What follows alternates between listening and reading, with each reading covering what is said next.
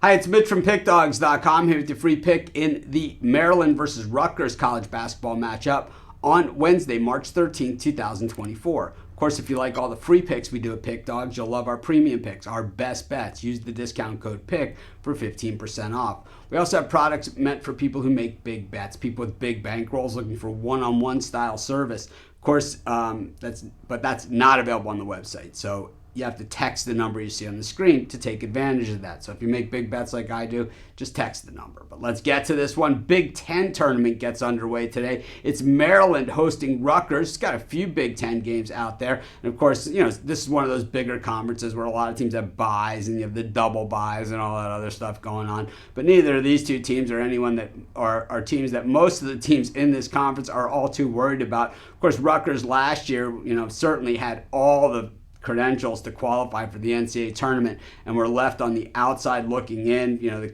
committee can explain it any way they can. They just didn't like them. I mean, that's what it really comes down to. If it was a different school with a different brand and a different name, they would have clearly been in the tournament.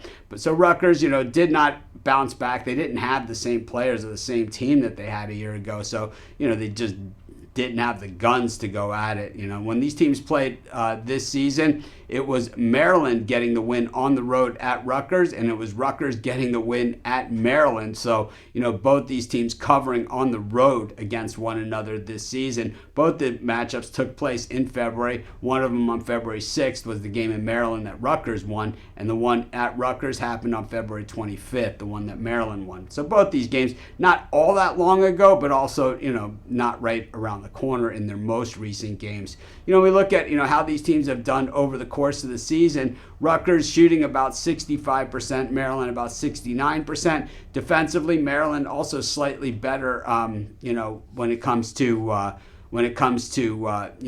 points against per game, about a point differential.